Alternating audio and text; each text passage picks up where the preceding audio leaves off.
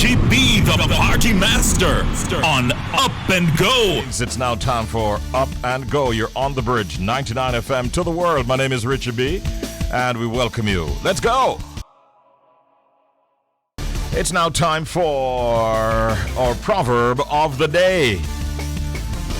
We play your proverb, and then we share with you the interpretation and the meaning and stuff like that as we connect you with our language. What is today's proverb? Let's find out right now. No expect nothing from a pig but a grunt. You hear that? No expect nothing from a pig but a grunt. No expect nothing from a pig but a grunt. Yo. Now then, let's first of all give you the English translation to this one. Don't expect anything from a pig but a grunt. Okay? So I think everybody understands now. We have given you the patois. We've given you the English. You want to take a try at it, or you want to take a pass on that one? No pass. All right, boss. No pass. No expect nothing from a pig but a grunt. Well, this proverb actually means don't expect class or grace from a pig. In other words, if you know someone who is an idiot, why be surprised or hurt even when they act like one? That is what that is all about. No expect nothing from a pig but a grunt. All right, that was our proverb of the day. Brings our time now to 11 minutes before the hour of 8 o'clock. Getting messages out of New York City. One person saying, okay, I'll be up waiting to hear what Mr. Crawford has to say. Damion Crawford is going to be our guest at 8 o'clock this morning. Well, we have a guest that we'll be talking to momentarily. In light of Barbados becoming a republic, the conversation has sort of revved up here in Jamaica about the possibility of Jamaica becoming a republic. In declaring definitively that Jamaica has to become a republic in the future, Prime Minister Andrew Holness has assured that a plan is being crafted to remove the Queen as the head of state. He said there is no question that Jamaica has to become a republic. We have put together a plan to move forwards that in a way that is meaningful and substantial in function and form. That is what we are going to do, the Prime Minister said. This morning, I'd like to get some reactions from Senator Damion Crawford of the People's National Party, who is our guest on the telephone at this time. Season's greetings, Damion. How are you doing? I'm good, my brother. Season's greetings. All is well? All is well, my bro, and I hope all is well with you, too. Yeah, just here on the farm, you know. Ah, you spend a lot of time on the farm. yeah. That's a pay the mortgage. Yeah. What are you tending to this morning? The goats. The goats, okay. And I saw the numbers climbing quite a bit. That's a good look. Yeah, thank you. We're aiming for 1,000 by next December. Oh, wow. I hope that you achieve that and more, Damion. Good luck with that. Yeah, thank you, brother. All right. Now, is a move to becoming a republic something that has your support, Damion? Oh, yes, definitely something that has my support. But what has my concern is the reason for the impetus, the latest engine, and that is Barbados having made the move.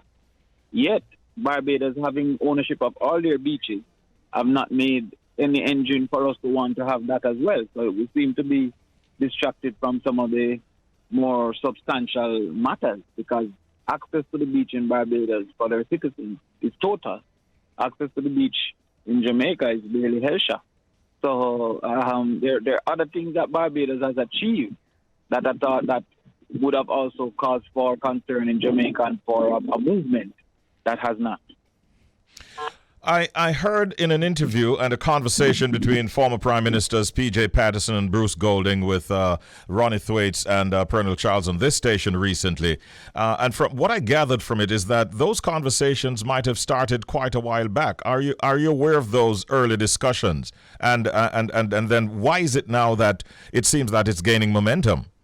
Yes, I've heard of it from the same sources, the news more so than would have been in my time. Yes. What is sure is that the government would need the opposition, because the Queen is a part of the Constitution. A constitutional change would cause for the one person in the opposition to have to agree with that move. So therefore, any initial thing would have needed both sides. And I think generally enslaved population and their descendants have started to feel that that is a necessary next step to remove some of those memories and to remove some of those symbols. And you would have seen it in America with the Black Lives Matter and removal of certain statues in the South, etc.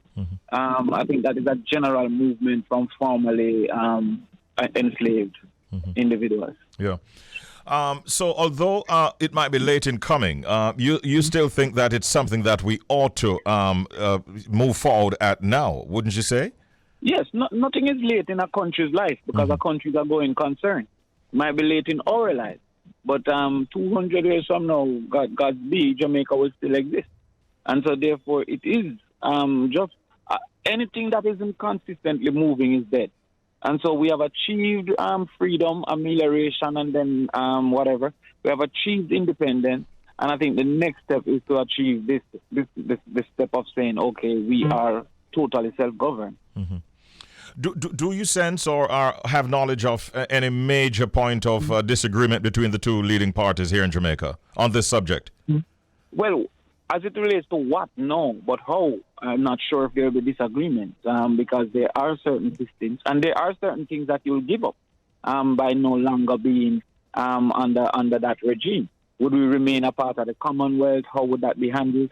I'm sure that there will be some discussions and maybe disagreements as it relates to that. But as it relates to the removal of the Queen in its form, I'm sure we're all in agreement. But we have seen nothing put forward to say how that will be done. So even timelines might be a source of disagreement.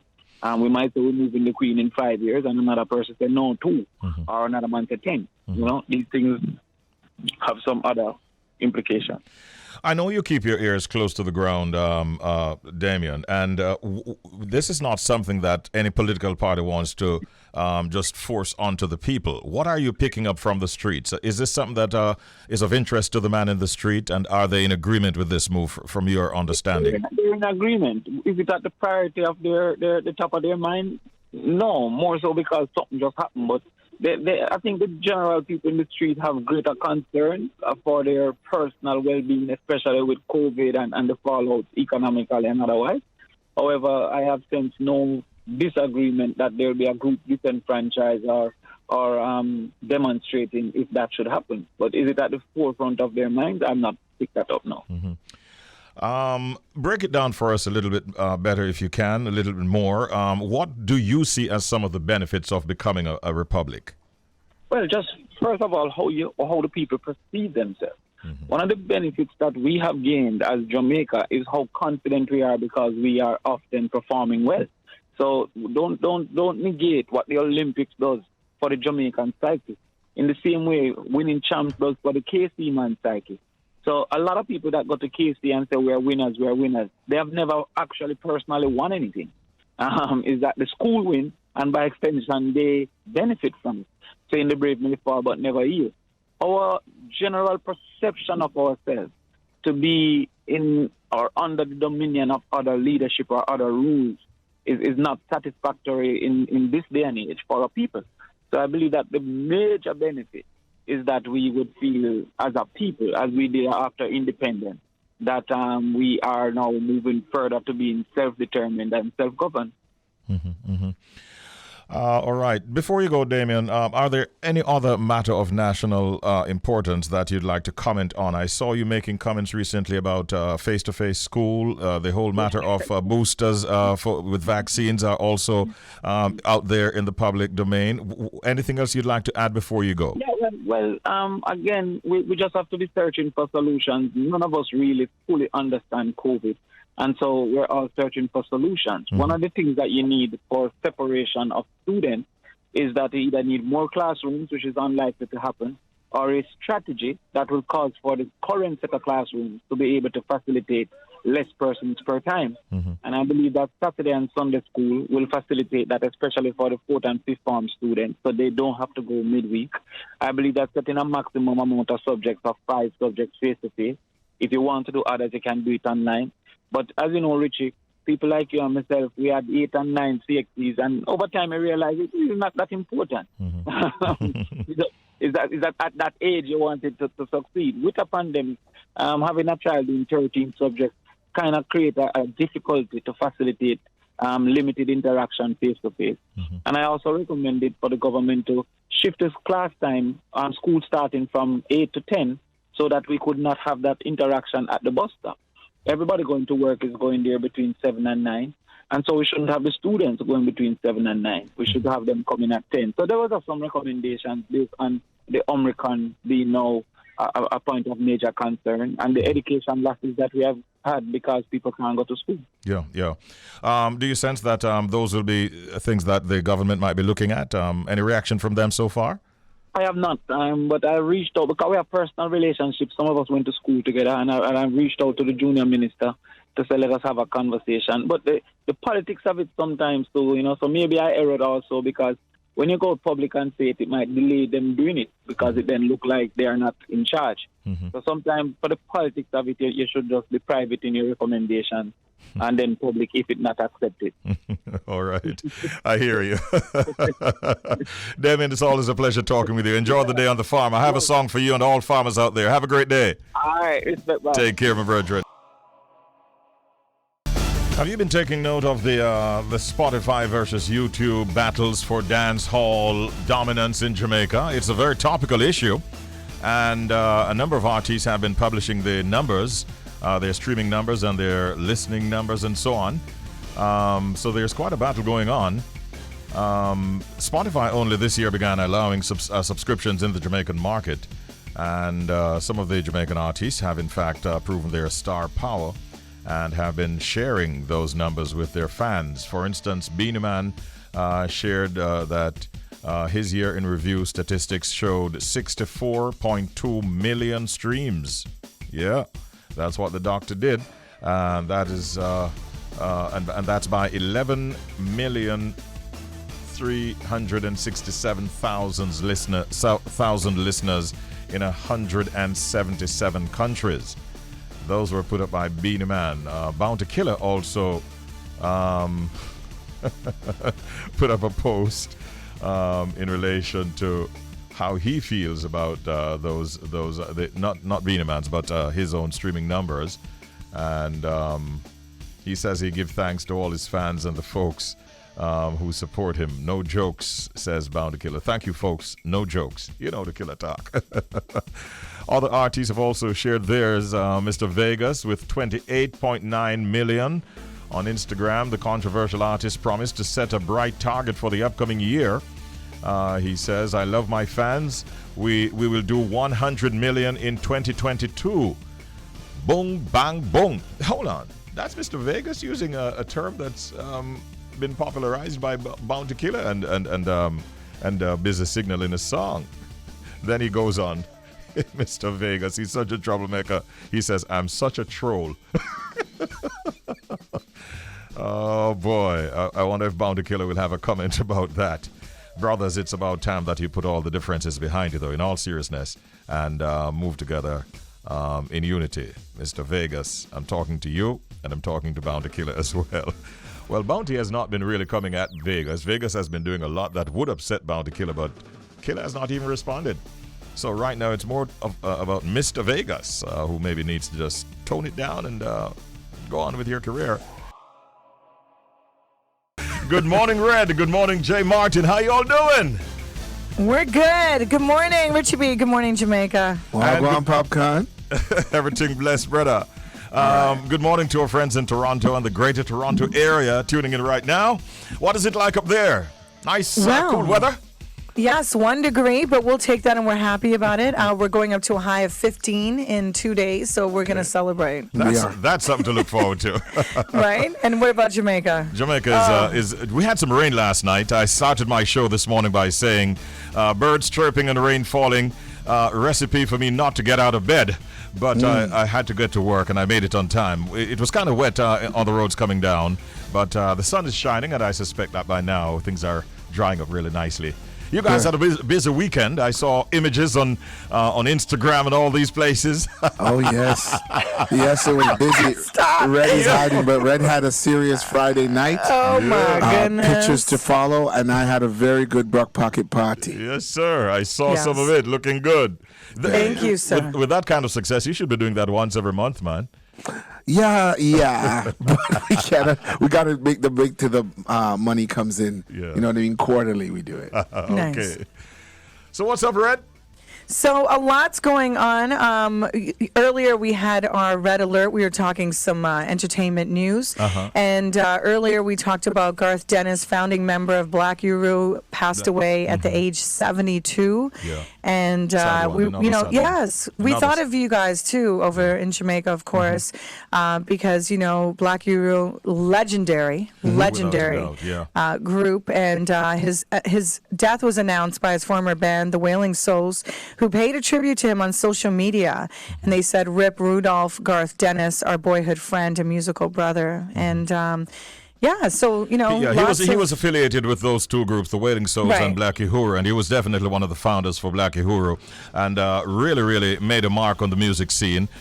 We used to catch up with him mostly in Los Angeles, California, where he was based for quite some time when we were hosting the annual Ragamuffins Festival and the reggae, Bob Marley Festival over there. We hadn't seen him in Jamaica in a while, but he definitely made his mark and will be sadly missed. May his soul rest in peace. And this is coming shortly after we carried the news, of course, about Robbie Shakespeare's passing recently. Right. Which, by the way, I saw an article in New York Times about Robbie. And what did it his say? contribution. Yeah, big stuff. Big name in the music business. May his soul rest in peace. By the way, talking about these veterans, we have a big veteran that will be our guest tomorrow morning. Burning Spear will be our guest tomorrow morning. Yeah. Yes, you were telling me. Yeah, it is. It is going to be something to look forward to. You don't hear him doing many of these radio kind of interviews in decades, and so it is quite a big one for us here on the bridge. Richie. Hey, I'm here. You like the vibes? Yeah, I love it. I always like the vibe. I look forward to this segment every week. I tell you that. These segments, Tuesdays and Fridays, right? Right. And, love it. I know a lot of my listeners here are also enjoying this moment. We actually have some shout-outs that we'll be taking later on, too. That's right. And you can also text us if you're in Toronto. Long distance will apply if you're not. 416-860-0987. And we've got our hot tea, hot topics, and it's everything Christmas right now. So, Richie, this is like a crazy true story. We were talking about, it being pastry day 2 days ago. And we're going to talk about it. Yes, it was pastry day, and we talked about your favorite pastry. We're going to talk about that in a second, but first, here's a quick promo. Okay. Hey, it's Red from the Great Music Morning Show. And it's Jay Martin from G98.7, Toronto, touching down in Jamaica on the Bridge 99 FM. We're connecting with the party master, Richie B, every Tuesday and Friday. During Up and Go from 8:45 a.m. to 9:15 a.m. Tune in for this global connection to the world. No visa necessary, you see. Just touched down in the airport. I love it. Me too. Not shot. Yes, love it. Okay, so we're talking pastries, and it was pastry day the other day, and Caribbean people are really big on sweets and just pastries in general. And so I went around the room and I was asking everybody, what's your favorite holiday treat? Of course, you heard pies, you heard everything. And then I got to Perry on, our producer, who's Jamaican as well, and then he said, what did you say, P? Gizada. Right. And when he said it, Richie B, she was like, "What's that?" That's what Red said. "What's that?" And I'm like, "You have heard of it. You've seen it in every store." She's like, "I don't know what you're talking about." We're like, "Are you serious right now?" To the point that Perion had to bring one in for her. Yeah. And then goodness. she remembered. I had no idea. I never know. I had no idea. Bob, she's talking patois now. No, Yeah, that's what I've happens been when to she gets a Jamaica how gazada. many times I go, grocery shopping. I did see them before, and I did say that to you. I felt like it was, like Halloween. I don't know if you guys know the candy that gets left back. Yeah. But I take back my words because let me tell you, I ate the whole thing, and I left one in the car, and then my son got in the car, and he's like, "What's that?" And I was like, "Gazada," and he's only 5 years old. He's like, and he literally ate the whole thing, was like licking his fingers. So Let's keep in mind, though, Richie B, that I'm going to just say it straight. DJ Ritz is whites, and he was like, I don't even know what you're talking about. I see Gazada all the time. I've been eating them for years. Oh, yeah? But, in my defense, there was some Jamaicans that didn't know, Richie B was the one who told us why the song goes, yeah, the girls, them Gizada. Right. He broke it down to her. And I never knew that was a song. I thought I was like, the girls, Ata Ada. I had no idea. Come on, Red. I know. But for those of your listeners who are not familiar with what a Gizada is, it's really a popular coconut treat. It carries a nice buttery crust, and it's filled with a mixture of grated coconuts. And it really, really is a good treat. The next thing that you want to be trying is coconut drops. I have that. You have that? Okay. Well, Barbados, we have that too. So okay, cool. I think all of the islands have coconut drops. Some are just better than others, but we won't do a coconut drop clash. I love it. I love when they actually have a little bit of the cinnamon in it, and you can see like chunks of the spice and like chunks of the coconut. And I love those. Yeah. What else is another treat? What else is another good treat? Ginger beer, of course, we do as well. You don't do your potato pudding and all of that kind of stuff? We do, like a potato pudding. Yeah, that's good. I'll eat that. Yeah. Any kind of pudding or any kind of cake, I'm down. Oh, rum cake. Yum. Listen, everything is making me hungry now. I'm so loving this conversation because I do have a sweet tooth. And I've confessed to that many times. Yes, Jay, I see what you're holding up in the studio. Ritz's mom made us some butter cookies. So if you have a sweet tooth, I can ship it down to you. I don't know how long it'll take and if it will be clear in the barrel, but I'll send it. Somebody from our studio was saying, look at Jay. Why doesn't he send some over? So he promised he will, and we're going to hold him to that. We're on a break right now, though. Wow, they got a lot of food up there. There's a conversation that was developing recently in relation to whether or not former queen of the dance hall, Lady Saw, could re-emerge, let's put it that way, as a real champion of the world of dance hall. And there were a lot of comparisons being made with Lady Saw and Spice, and Lady Saw and Shensia, and all the other females out there. To the extent it caught Lady Saw's attention, and she actually commented. Marion Hall, she's now Minister Marion Hall, and she basically was saying that through her sheer talent, she could use the word of God in dancehall style to minister and even clash and obliterate in the name of the Lord, according to Lady Saw, any dancehall rival who tried to test her on stage anytime, anywhere. That is what Minister Marion Hall had to put out. She says, and I quote, "I have this talent that is beyond me. It is like it just exceeds my expectation and the expectation of others." Minister Marion Hall says, "Even now, I could step out on stage beside any one of those females and rip them apart with just gospel and godly songs." That's what she said. That's what she said. We're getting a breaking story, and we'd like to share them with you because you know what we do best. We inform, we educate, and we entertain. Well, over in Belarus, breaking story. My friends at the BBC have just sent me this.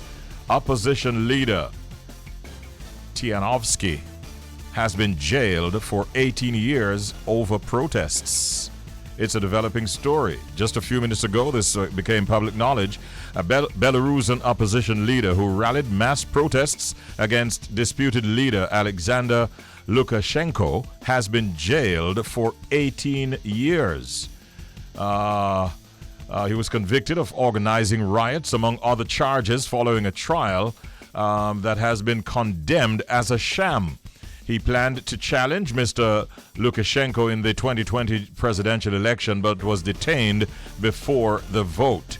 And his wife was taken to Twitter, and she at the time had claimed victory in a widely discredited poll.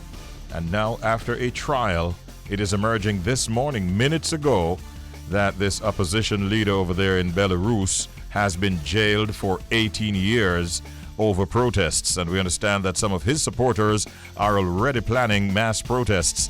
It's something that is a developing story that we will definitely be monitoring going forward as to what's happening in Belarus. Breaking story. Now, the news is not good news coming out of Haiti at this time, ladies and gentlemen. You know, they've been experiencing a lot of economic issues, and more recently they have been experiencing severe fuel shortage, right? What is happening in Haiti? It is reported that powerful gangs have actually seized control of much of the fuel distribution around the country of Haiti. And with all of the economic challenges that they're having, the political crisis in the wake of the former president Jovenel Moise's assassination earlier this year, it's a lot of problems going on. But it gets worse, because this morning, moments ago, at least 50 people were killed after a fuel tanker exploded in northern Haiti. And these are official reports from all the sources that we can check on. They are saying the very same thing, including our friends at the BBC. Reports say the vehicle was involved in an accident in the city of Cap-Haitien, and the victims had been trying to gather leaking fuel when it ignited.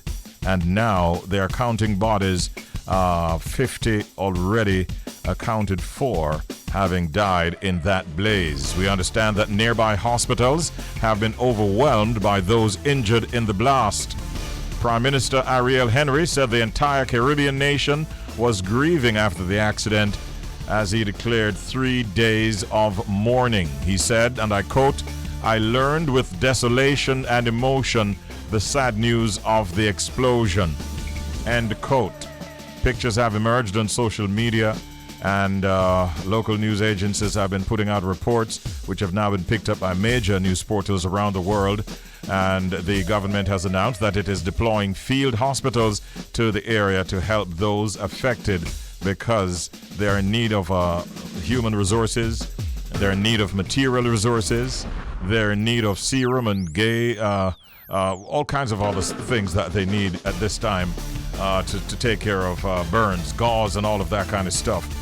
So it is not good news coming out of Haiti. Really, really sad news, as a matter of fact, as some 50 persons are reported dead as they were trying to get some fuel from a tanker that had crashed and had leaking fuel when all of that ignited, and 50 people are now dead. Right now we have a guest on the telephone. If you don't mind, I will move on to that interview. As a matter of fact, she is the 2020 Jamaica Gospel Song winner, Treisha Williams. And believe it or not, she has done her first Christmas-themed single entitled Born to Save Us. And that is coming out just in time for the holidays. It's a lively reggae praise song, we understand, with a Jamaican Christmas beat. And it reminds us, I understand, about the real reason for the season.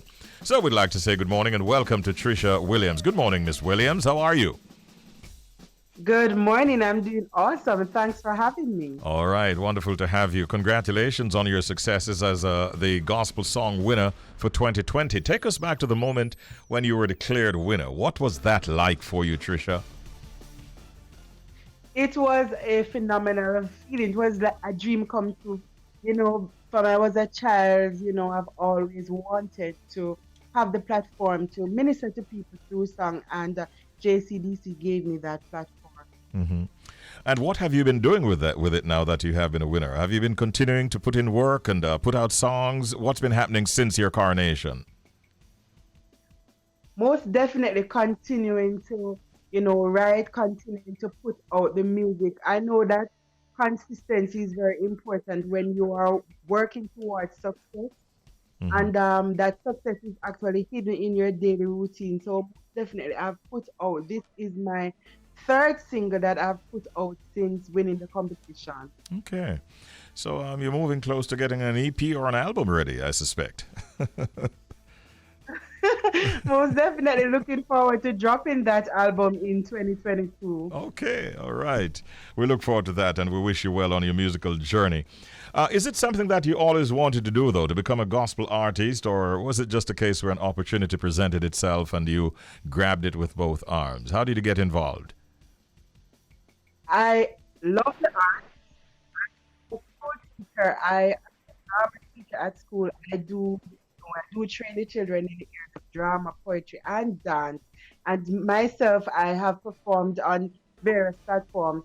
As a matter of fact, I mean, from ever since I knew myself, I've been writing from a child. I remember days when I used to look at Lady Saw, Lady G, and people like those when I was coming up and always wanted to, be like them. And as I grew, of course, and became a Christian and everything, the desire was still there to, have that musical platform. But of course, teaching came along, and that's also one of my passions. But it's always been a passion to, be in music. Yeah. I want to, just before we play the song, I want to ask you, Treisha, maybe when you were growing up, people looked at Christmas a certain kind of way. Do you find that to a certain extent we have lost that original meaning that we're accustomed to growing up of Christmas? Do you think so? I do believe that Christmas has lost its original meaning because we know about the different paradigm shifts that we've gone through culturally. Because I remember back in my days, I look forward to the junk food in the street. We looked forward to going to the merry-go-round. That joy that Christmas brought, and then the religious side of it too. When you went to church, you heard about the birth of Jesus and all of that. So it has definitely lost its significance. So I am using this song as a way to remind people the real reason for the season. So your song is titled, we understand, Born to Save Us. Tell us a little bit more about this track. I'm hearing somebody else's voice. Oh, she says she's hearing somebody else's voice, but are you hearing me again? Yes, I'm hearing you now. All right. So tell us a little bit about the song Born to Save Us. Well, the song is basically highlighting Jesus and his birth, and it speaks to how we should use the season to spread the joy around. Of course, how we should use this season to minister to family and friends. And I hope for those who are listening to understand that it's not Xmas, it's Christmas, because the season really is about the birth of Christ, the hope it brings. And we're in a pandemic, coming out of a pandemic. I want people to understand that if they hold on to this season in a positive way, then of course they will receive the hope and joy they're looking for. Wonderful.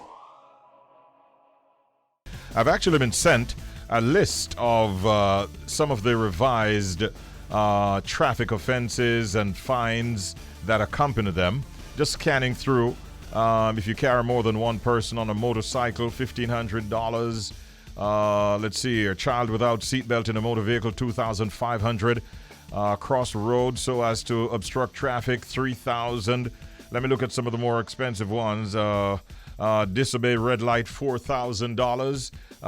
If you disobey a stop sign, they can charge you $4,000. Double parking, $2,500. It gets even higher.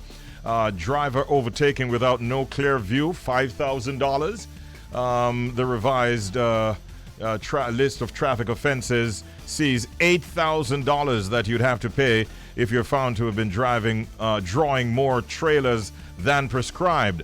And then if you drive a defective motor vehicle, $7,500 is the fine. Let us see, a $5,000 fine if you're driving without registration plate. You know that? Yeah, these are some fines that currently exist. If you exceed the speed limit 16 to 32 kilometers per hour, $5,000. And if you exceed the speed limit 33 to 50 kilometers per hour, $7,500. The police know this. You better know it. Bear this in mind. If you exceed the speed limit 51 or more kilometers per hour, $10,000. Yo, these are some very hefty fines, actually. It really behoves us to take care when we're driving on the roads. If you don't have your current license disc on your vehicle, a $10,000 fine is what you would have to pay if the police stop you and decide to book you for that offense. $10,000 also for an unlicensed motor vehicle. $20,000 if you're operating a motor vehicle contrary to the terms of your license. These are fines that currently exist. Yeah. What, Richie, you just said something a while ago, right?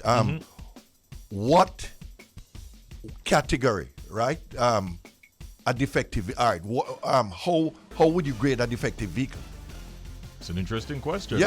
Yeah, because, all right, guess what? You're driving out there, and I've experienced this already, as a technical man, right? You're driving a motor vehicle, anything at all can happen, right? Yeah. Your indicator went out, go out, your headlight go out or something like that. Does that fall under, having a defective vehicle, It just might. You It understand? just might. You're parked, somebody crack your rear lights. Well, you have to explain to the police officer that you're actually going to get it replaced right now, and hopefully they'll... You're going to get a ticket. Yes. I'm telling you. It is likely, depending on which police officer you buck up, I mean, and... listen. I see the point you're making, though. Yeah. I see the point you're making. Yeah. What categorize how do you, a defective vehicle? Define a defective vehicle. Yeah. It's not actually stated in the list that I have, but it's something for us to contemplate. Wow. It's now 17 minutes before the hour of 11 o'clock, and it is Up and Go. Good morning, DJ Roy.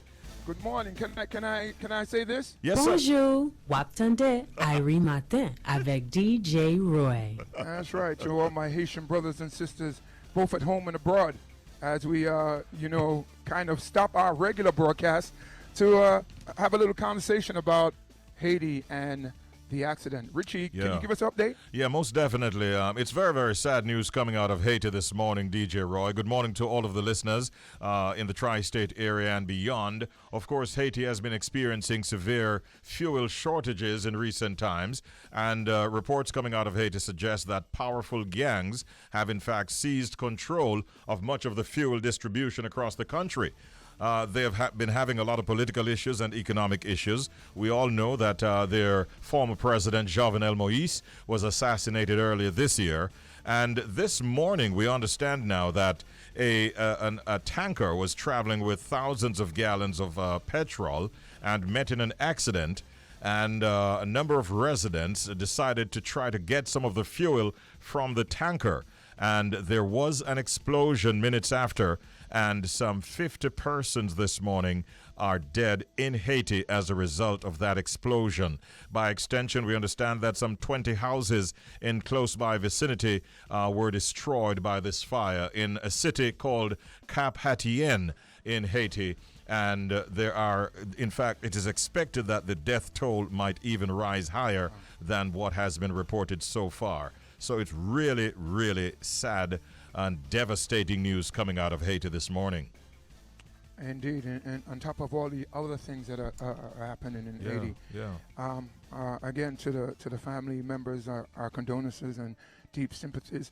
And this time of the year is when we talk about a time to give and give back. Exactly. So whatever we can do, Richie, if you get any news, please don't hesitate to.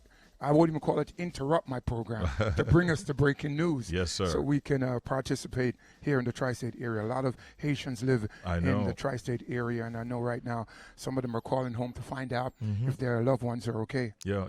We just want to reach out to all the Haitians in touch with us right now. And DJ Roy, of course, tomorrow morning at this time we might be just about in the wrapping up stage of our big interview with Burning Spear. Yeah. I was telling Bobby yesterday, I am going to forego my mix so we can have a lengthier conversation with the legend. And I will do the same, naturally. So we're looking forward to that. Around about 20 minutes after 10 o'clock tomorrow morning, DJ Roy, myself, and the big man, the living legend, Burning Spear, will be right here with you, to you, and for you, in your face, with a lot of reasoning. Thanks, DJ Roy. Have a great day, bro. All right, thank you so much, my brother. All right, it was our pleasure to give the New York City, the tri-state area, that quick update in relation to that fire in Haiti this morning. It is a sad and devastating bit of news, and we just want to wish all the best to our friends over there in Haiti. All right, on that note, we'd like to say a big thank you to Damion Crawford, Opposition Senator, our guest at 8 o'clock this morning. Thanks to the news team that were here at 8:30 with News 360. News coming up in a moment's time, too. We thank the G98.7 family out of Toronto, Canada for joining us at the simulcast. That was Off the Chain this morning. Big ups to Red and Jay. Catch them again with us on Friday morning. And thank you to Treisha Williams, the Jamaica Gospel Song winner for 2020, who was our guest at 10 o'clock this morning. We also had a chance to chat with New York through DJ Roy at Ira Jam Radio moments ago to give them an update on that Haitian situation. Hey, when you dig another out of their troubles, you find a place to bury your own. Those are words we want you to take with you today. Thanks to my entire team for your involvement and support, and we wish everyone, including our listeners most of all, a great day today. Make it wonderful. See you again tomorrow morning at 7. We'll do it all over again. Bye-bye.